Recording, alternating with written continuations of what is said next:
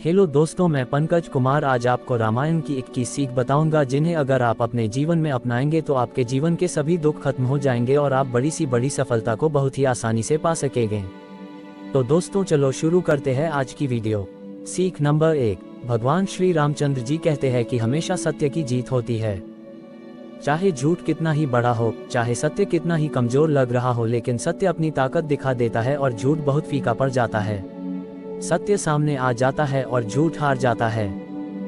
रामायण में भी यही देखने को मिलता है कि रावण दुनिया का सबसे बड़ा पंडित था, भगवान शिव का सबसे बड़ा भक्त था। उसने बहुत से देवताओं को बंदी बना रखा था, फिर भी वह मारा गया क्योंकि वह सत्य और बुराई के साथ था। इसलिए हमें कभी भी बुराई का साथ नहीं देना चाहिए।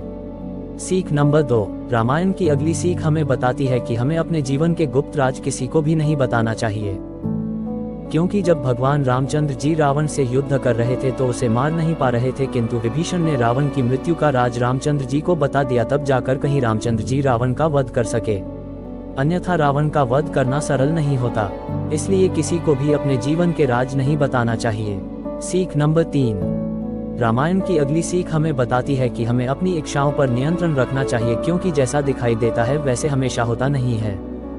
जैसे जब माता सीता जी मृग लाने के लिए राम जी को और राम जी को ढूंढने के लिए लक्ष्मण जी को वन में भेज देती है, जबकि वास्तव में वो हिरण तो एक माया थी जिसे रावण ने माता सीता को उठाने के लिए जाल बिछाया था और माता सीता उस जाल में फंस गई थी। अतः हमें कभी भी हर वस्तु को पाने के लिए अपनी आंख बंद करके उसके पीछे नहीं भागना चाहिए।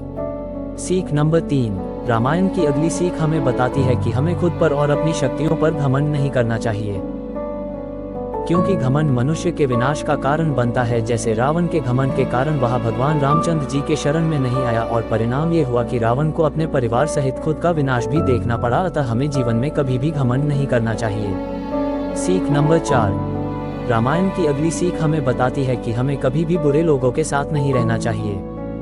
माता कैकेयी मंथरा के साथ रहती थी और मंथरा ने ही उनकी बुद्धि भ्रष्ट कर दिया था कि वो वचन मांगे राम जी को वनवास और भरत जी को राजा बनाया जाए। राम जी तो वनवास गए किंतु भरत कभी भी राजा नहीं बना और उसने भगवान रामचंद्र जी के चरण पादुका से ही राज्य चलाया। माता कैकेयी की इच्छा तो नहीं पूरी हुई, किंतु पुत्र वियोग में उनके पति की मृत्यु जरूर हो गई, अर्थात उनको अपने पति को भी खोना पड़ा। अतः हमें कभी भी बुरे लोगों के साथ नहीं रहना चाहिए। सीख नंबर 5, रामायण की अगली सीख हमें बताती है कि कभी भी किसी को कमजोर नहीं समझना चाहिए। रावण को लगता था कि ये वानर तो कुछ भी नहीं कर सकते, किंतु उसी वानर सेना ने न केवल राम सेतु बनाया और लंका पर विजय भी की।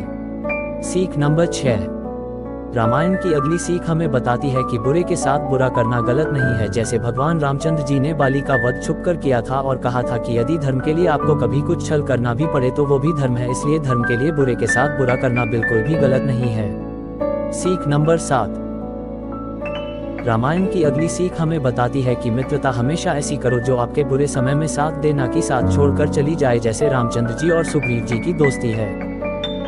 राम जी ने सुग्रीव जी की मदद की और उनको उनकी पत्नी और राजपाट वापस दिलाया, और सुग्रीव जी ने भी लंका विजय में रामचंद्र जी का बहुत साथ दिया। इसलिए दोस्त ऐसा बनाओ जो आपकी मुसीबत में आपकी मदद करे और उसके बुरे वक्त में आप उसकी। सीख नंबर 8, रामायण की अगली सीख हमें बताती है कि आचरण को हमेशा शुद्ध रखो। रावण का अंत इसीलिए हुआ क्योंकि उसका आचरण पवित्र नहीं था। अगर आपका आचरण पवित्र है तो आप बड़े से बड़े संकट से आसानी से निपट सकते हो, इसलिए हमेशा अपने आचरण को पवित्र रखो। सीख नंबर 9, रामायण की अगली सीख हमें बताती है कि नारी का सम्मान करना चाहिए, दूसरे की स्त्री को मां समान मानना चाहिए। रावण ने यही भूल की थी कि उसने सीता जी को पाना चाहा, जो कि गलत था। अगर वह सीता जी को उठाकर ना लाता या माता सीता को वापस राम जी को लौटा देता तो वो और उसका परिवार दोनों खत्म होने से बच जाते। इसलिए आपको कभी भी किसी औरत को गलत तरीके से नहीं देखना चाहिए, नहीं तो आपके जीवन का भी रावण की तरह विनाश निश्चित है। सीख नंबर 9, रामायण की अगली सीख हमें बताती है कि हमें हमेशा अपने माता पिता का सम्मान करना चाहिए और उनकी सभी बातों को मानना चाहिए। जैसे जब दशरथ जी ने राम जी को वनवास के लिए कहा तो वो तुरंत ही वनवास को जाने के लिए तैयार हो गए। उन्होंने एक बार भी नहीं सोचा कि वो वहां जाकर क्या खाएंगे, कहाँ रहेंगे। उन्होंने तो बस अपनी पिताजी की आज्ञा का पालन किया और वनवास चले गए। सीख नंबर 10, रामायण की अगली सीख हमें बताती है कि हमें हमेशा अपने वचन का पालन करना चाहिए। राजा दशरथ ने अपने जान से प्यारे पुत्र को वन में भेज दिया किंतु अपने वचन को नहीं तोड़ा।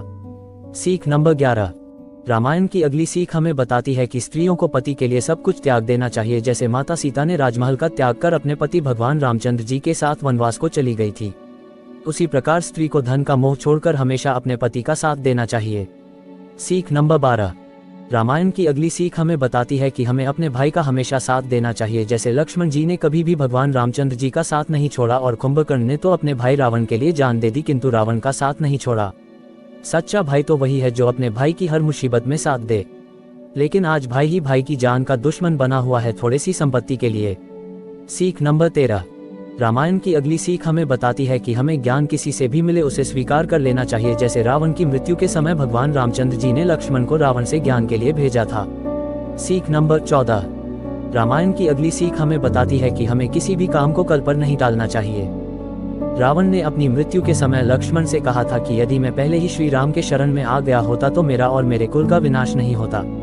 इसीलिए हमें कभी भी किसी काम को कल पर नहीं टालना चाहिए। सीख नंबर 15।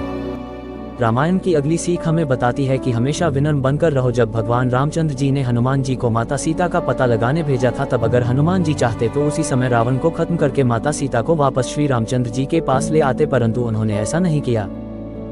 उन्होंने रावण को विनम्रता के साथ माता सीता को छोड़ने की बात कही और जब रावण ने हनुमान जी को बंदी बनकर उनकी पूंछ में आग लगाई तब जाकर उन्होंने लंका को जला दिया, किंतु रावण को नहीं खत्म किया। इसी प्रकार आपको भी हमेशा विनम्र रहना चाहिए और अपनी ताकत का गलत उपयोग नहीं करना चाहिए। भगवान हनुमान जी तो पूरा पहाड़ उठाकर ले आए थे, तो उनके लिए माता सीता को लंका से लाना कौन सी बड़ी बात थी।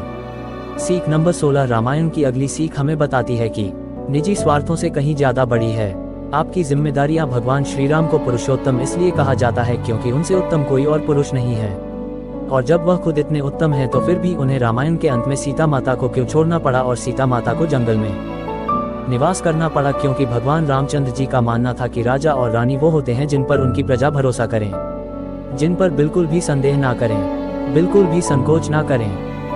एक धोबी ने माता पर संदेह किया तो भगवान भी राजपाट छोड़कर सीता माता के साथ जंगल जाना चाहते थे, किंतु उनके सभी छोटे भाइयों ने राजा बनने से इनकार कर दिया। इसीलिए अंत में यही हुआ कि श्री राम को ही राजा बनकर रहना पड़ा और सीता माता को छोड़ना पड़ा। इस पूरे से क्या सीखने को मिलता है कि भगवान रामचंद्र जी आपके निजी जीवन, आपकी पर्सनल लाइफ और आपकी जिम्मेदारियों की सोच से पुरुषोत्तम राम जी कहीं ऊपर थे। सीख नंबर 17। रामायण की अगली सीख है कि क्रोध से भ्रम पैदा होता है, भ्रम से बुद्धि का विनाश होता है। जब बुद्धि का विनाश होता है तब तर्क नष्ट हो जाता है, जब तर्क नष्ट होता है तब व्यक्ति का पतन हो जाता है। इसलिए मनुष्य को सदैव क्रोध से बचना चाहिए। क्रोध में किया गया कार्य हमेशा दुख का कारण बनता है, इसीलिए मनुष्य को कभी भी क्रोध नहीं करना चाहिए। सीख नंबर 18। रामायण की अगली सीख है कि बदले की भावना मनुष्य को के विवेक को नष्ट कर देती है और मनुष्य का पतन होने लगता है, जैसा कि रावण ने किया। अगर उसने भगवान राम से शूर्पणखा के नाक कटने का बदला लेने का निर्णय न लेता तो उसका और उसके कुल का नाश नहीं होता। इसलिए किसी से बदला लेने से उसे माफ कर देना कई गुना अच्छा रास्ता होता है। सीख नंबर 19। रामायण की अगली सीख हमें बताती है कि हमेशा धर्म का साथ देना चाहिए।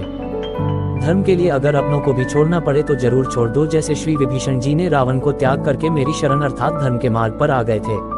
सीख नंबर 20। रामायण की अगली सीख हमें बताती है कि जीवन में कुछ भी कभी भी हो सकता है।